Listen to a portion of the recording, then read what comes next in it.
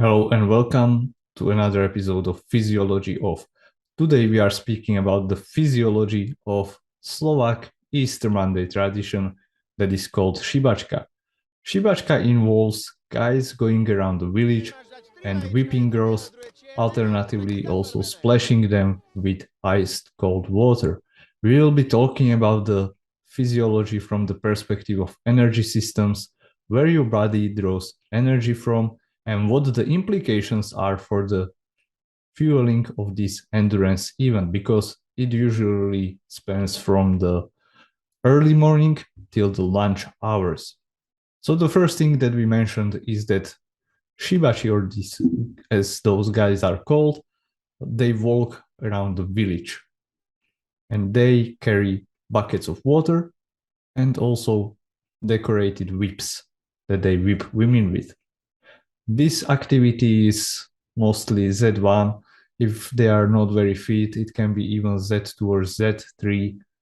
So Z1 activity is mostly fueled by your oxidative system. That means it relies heavily on fat sources stored within your body.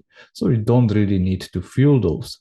But there is something else happening, because each time you come to a house to whip a woman and to splash ice cold water on her, they usually don't just stand there and you need to catch them.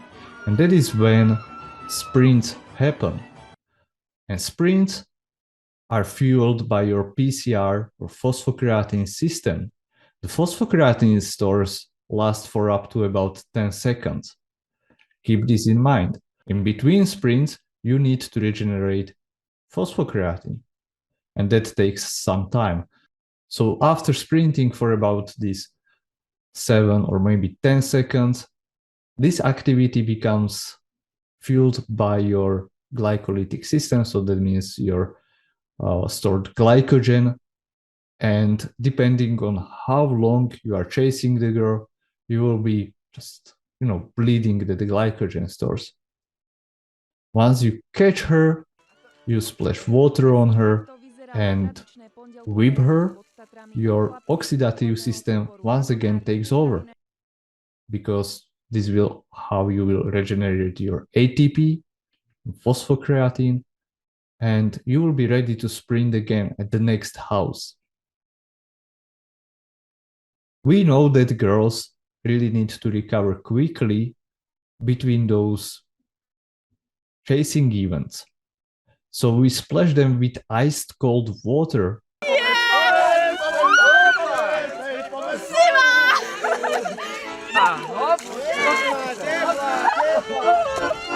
This helps them to recover quickly.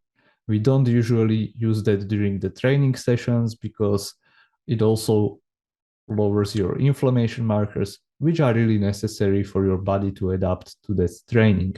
After a successful chase and whipping, we also start recovery by refueling.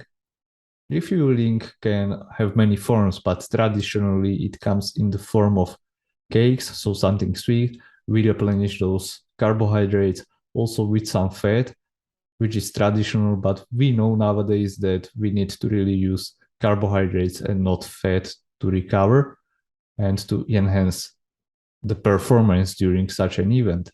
And we also include some sports drink such as vodka, borovička, and other spirits. It's interesting to note that the spirits or the alcohol content takes over and it becomes the primary source of energy, which allows you to run faster, further, and for the longer time. Hopefully, you found this video enjoyable as much as educational. And if you like it, make sure to like, subscribe, and I will be happy for share.